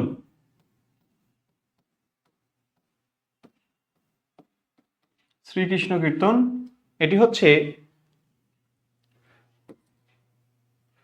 মধ্যযুগের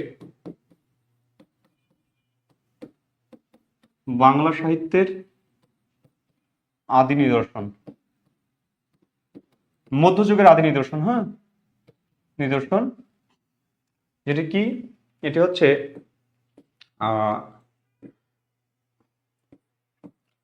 সর্বজন স্বীকৃত প্রকৃত বাংলা ভাষায় রচিত, বাংলা ভাষায় প্রকৃত বাংলা ভাষায় রচিত, হ্যাঁ, প্রকৃত বাংলা ভাষায় রচিত। এটি সর্বজন স্বীকৃত, কথা বুঝেছেন? এটি সর্বজন স্বীকৃত প্রকৃত বাংলা ভাষায় রচিত শ্রীকৃষ্ণ কীর্তন।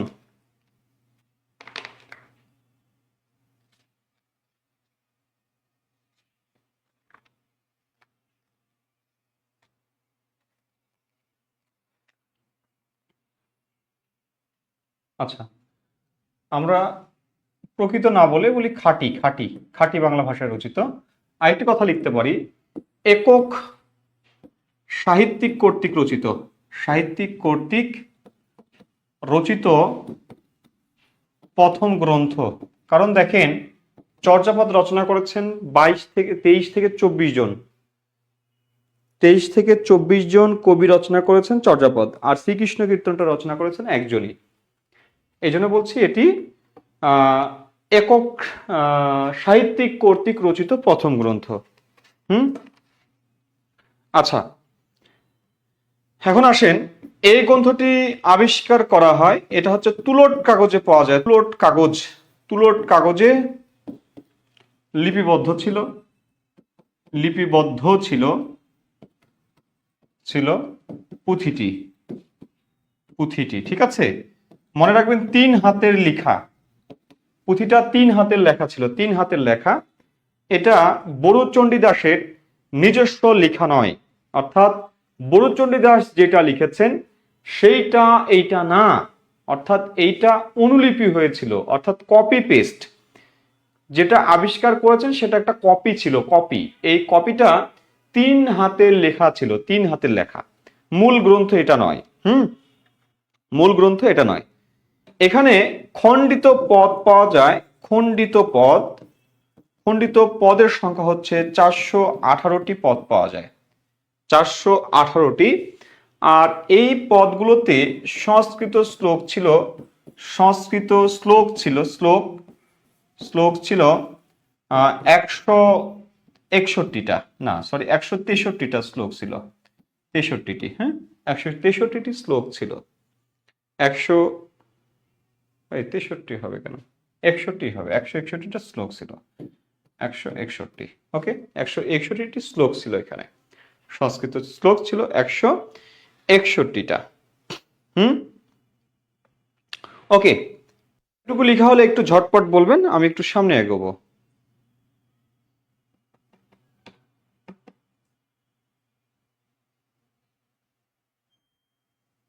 আসেন পরেরটাতে যাই আমরা।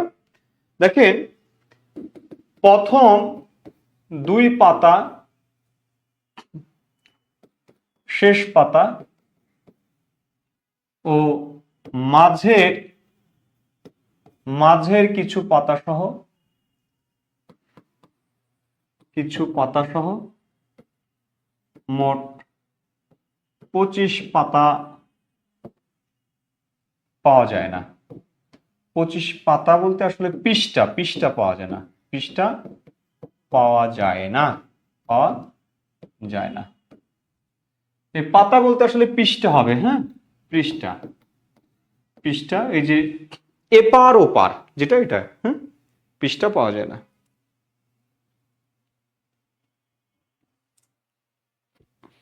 বুঝেছেন? আচ্ছা, আরেকটা তথ্য লিখি আমরা।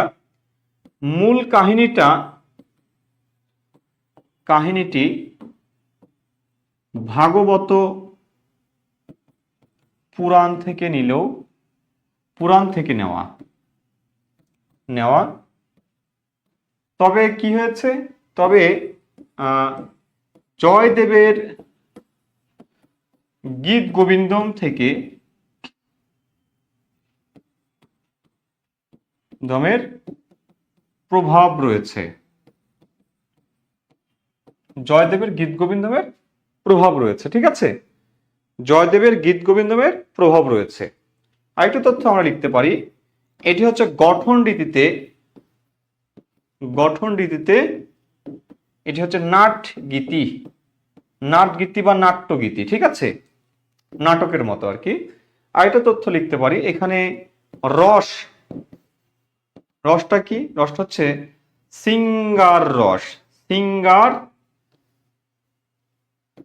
সিঙ্গার রস বা মধুর রস বা রতি রসের প্রাধান্য রয়েছে।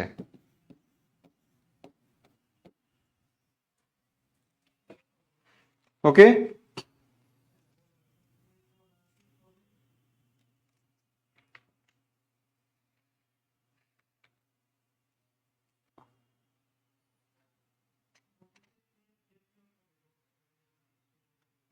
লিখেছেন।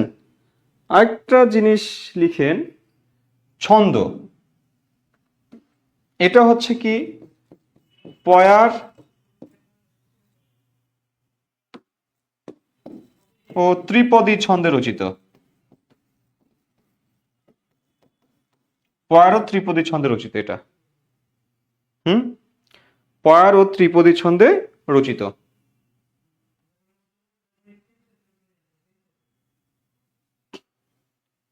লিখেছেন? লিখলে একটু আওয়াজ দেবেন, লেখা হলে একটু আওয়াজ দেবেন।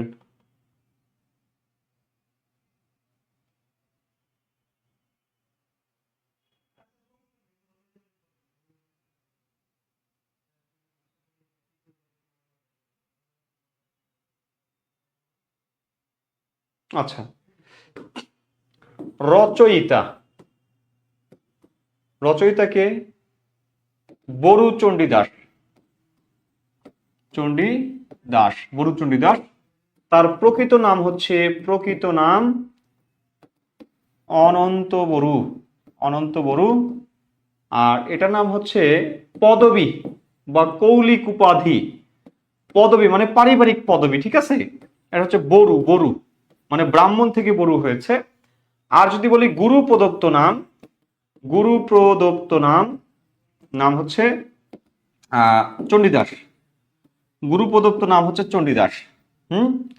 তিনি তিনি তিনি তিনি তিনি তিনি বাসলী দেবীর, বাসলী দেবীর উপাসক ছিলেন, উপাসক, উপাসক ছিলেন মানে দেবী চণ্ডীর উপাসক ছিলেন তিনি। হ্যাঁ, দেবী চণ্ডীর উপাসক ছিলেন, বাসলী দেবীর উপাসক ছিলেন। তার বাসা হচ্ছে পশ্চিমবঙ্গের, পশ্চিমবঙ্গের বীরভূমের নান্নুর গ্রাম, নান্নুর গ্রাম, মতান্তরে বাঁকুড়া জেলার, বাঁকুড়া জেলার সাতনাই, বাঁকুড়া জেলার সাতনাই, বাঁকুড়া জেলার সাতনাই, বাঁকুড়া জেলার সাতনাই। ওকে, বাঁকুড়া জেলার সাতনাই।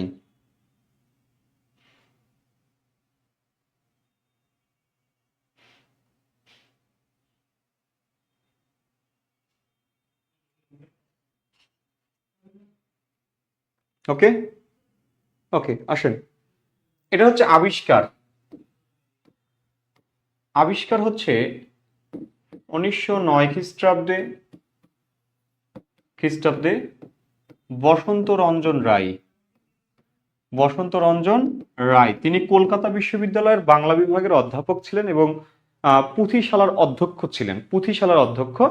তিনি 1909 খ্রিস্টাব্দে বাঁকুড়া জেলার কাকিল্লা গ্রামের বন বিষ্ণুপুরের নিকটে আর কি এক গৃহস্থ দেবেন্দ্রনাথ মুখোপাধ্যায়ের গোয়াল ঘরের টিনের নিচে অথবা মাচার উপরে তিনি এই ইয়েটা পান, মানে এই পুঁথিটা পান তিনি 1909 খ্রিস্টাব্দে।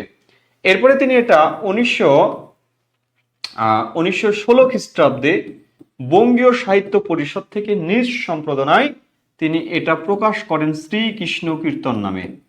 শ্রীকৃষ্ণ কীর্তন এই নামে তিনি প্রকাশ করেন। তিনি দেখেন যে এই গ্রন্থটির নাম যে শ্রীকৃষ্ণ কীর্তন, এটা আসলে লিখা ছিল না। গ্রন্থটির ভিতরে একটা চিরকুট ছিল, সেই চিরকুটে লেখা ছিল এরকম শ্রীকৃষ্ণ, শ্রীকৃষ্ণ সন্দর্ভ, শ্রীকৃষ্ণ সন্দর্ভ বা সন্দর্ভ, সন্দর্ভ এটা লেখা ছিল। কিন্তু সম্পাদক যিনি আবিষ্কার করেছেন বসন্ত রঞ্জন রায়, তিনি এটার ভিতরে দেখলেন যে কৃষ্ণ লীলা আছে, অর্থাৎ কৃষ্ণের খেলা বা কৃষ্ণের ওই যে লীলা, ধর্মীয় যে লীলা, এই লীলা বা ক্রিয়া, এই বিষয়টা তিনি সেখানে লক্ষ্য করেছেন। লক্ষ্য করে তিনি এটার নাম দিয়েছেন শ্রীকৃষ্ণ কীর্তন। এই জন্য গ্রন্থটির নাম হয়েছে শ্রীকৃষ্ণ কীর্তন। তবে মূল পুঁথিতে একটা চিরকুট ছিল, সেই চিরকুটে লেখা ছিল শ্রীকৃষ্ণ সন্দর্ভ বা সন্দর্ভ, ঠিক আছে, এটা নাম ছিল। আচ্ছা, লিখেছেন কি একটু বলবেন? শ্রীকৃষ্ণ সন্দর্ভ বা সন্দর্ভ, এই দুইটার একটা আর কি, ঠিক আছে। এই নামটা সেখানে লক্ষ্য করা যায়। 1916 খ্রিস্টাব্দে তিনি এটা প্রকাশ করেন আর কি, ঠিক আছে। আচ্ছা, এখন আরেকটা বিষয় দেখেন, এই বসন্ত রঞ্জন রায় বিদ্যুৎ বল্লভ, বসন্ত রঞ্জন রায় তার একটি উপাধি আছে, উপাধি হচ্ছে বিদ্যুৎ বল্লভ, বিদ্যুৎ বল্লভ, অর্থাৎ বিদ্যুৎ বল্লভ, বল্লভ, বিদ্যুৎ বল্লভ। হ্যাঁ, এটা হচ্ছে তার উপাধি। এই উপাধিটা দেন কে? উপাধিটা দেন হচ্ছে নবদ্বীপের ভুবন মোহন চতুষ্পাঠীর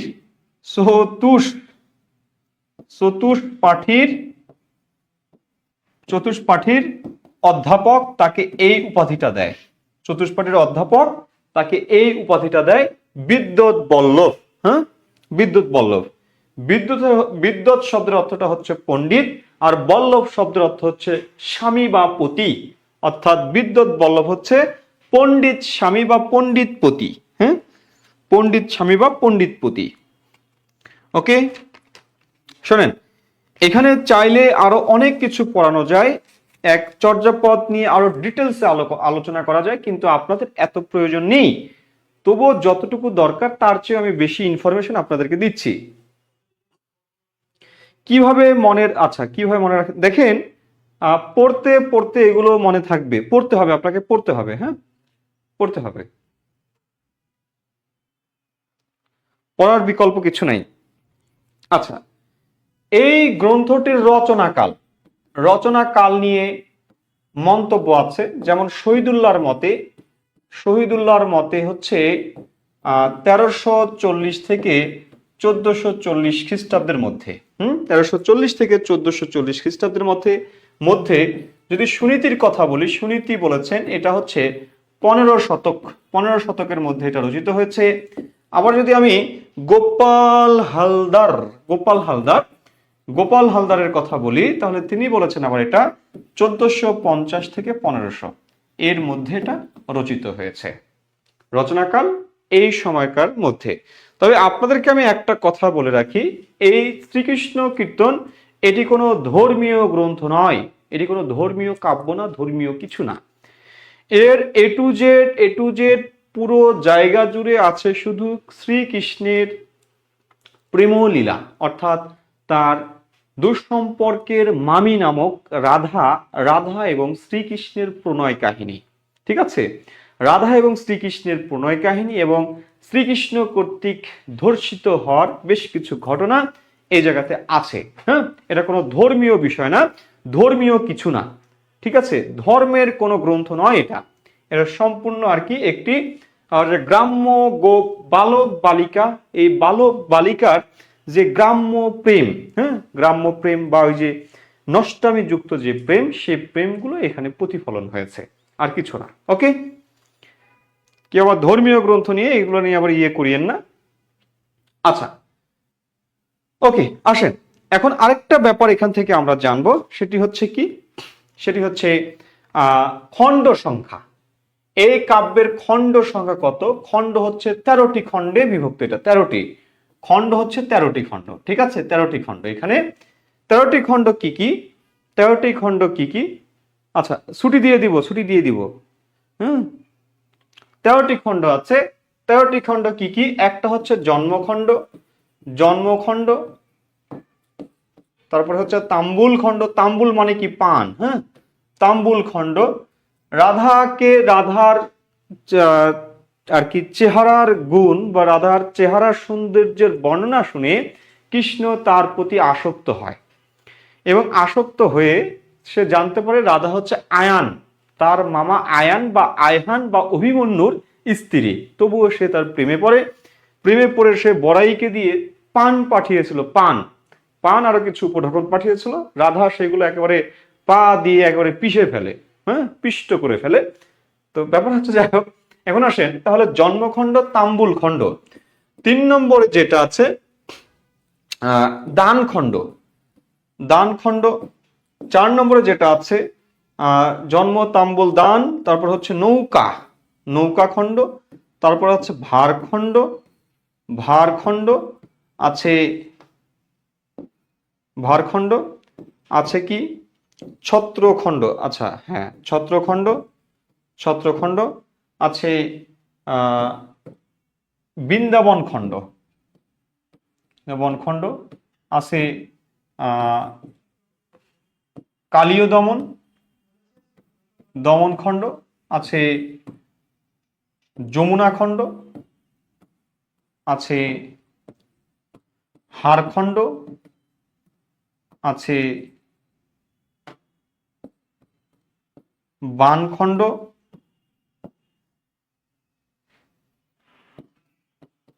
বংশীখণ্ড, আছে রাধা বিরহ খণ্ড। রাধা বিরহ খণ্ড, এই হচ্ছে 13টি খণ্ড। এই হচ্ছে 13টি খণ্ড।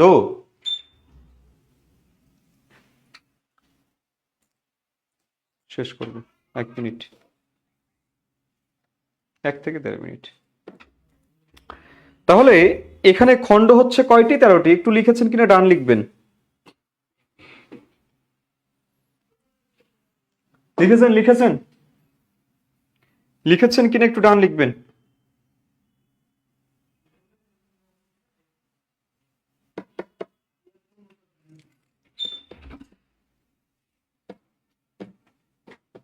ওকে, আসেন লাস্ট বিষয়টা, চরিত্র। এখানে চরিত্র আছে মাত্র 3টা। 1 নম্বর হচ্ছে রাধা, 2 নম্বর হচ্ছে কৃষ্ণ, 3 নম্বর হচ্ছে বরাই। বরাই বরাই বা বরাই, হ্যাঁ। রাধা হচ্ছে প্রেমিকা বা নায়িকা, একজন মানুষ অর্থাৎ জীবাত্মা, হ্যাঁ।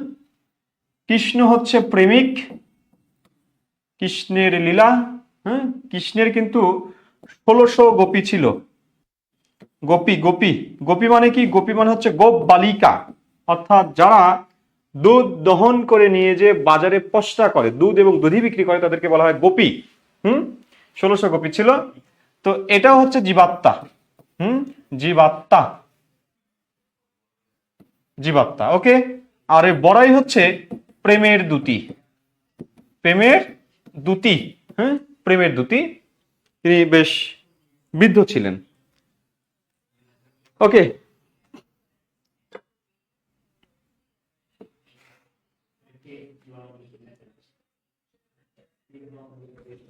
লেখা হয়েছে বলবেন?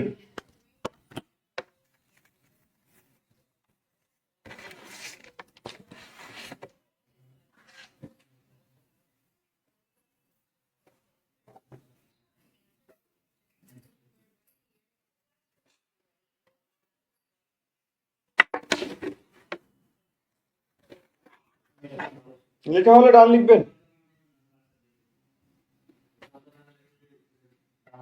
কোথায় 6 নম্বরটা কি ছিল? আগেরটাই 6 নম্বর কি ছিল?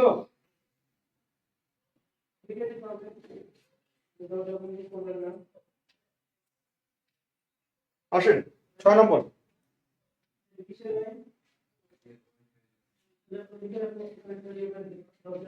6 নম্বর ছিল ছত্র খণ্ড। ছত্র ছত্র ছত্র মানে কি? ছাতা।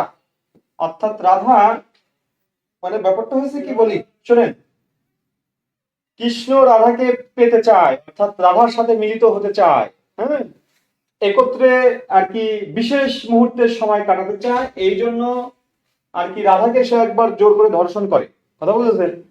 এর পরবর্তীতে সে আবার রাধার সান্নিধ্য পেতে চায়, তখন রাধা তাকে কৌশলে, মানে এই আর কি তাকে ইয়েটা করে করে কোথায়?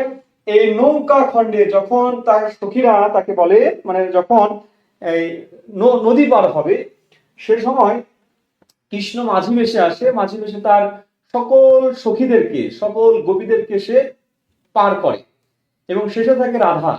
এই রাধাকে যখন আর কি নিয়ে যায়, নিয়ে যাওয়ার সময় মাঝ নদীতে এসে সে তার আসল চেহারা সে দেখায় রাধাকে, এবং রাধা তাকে চিনে ফেলে, এবং রাধাকে সে বাধ্য করে তার সাথে মিলিত হওয়ার জন্য।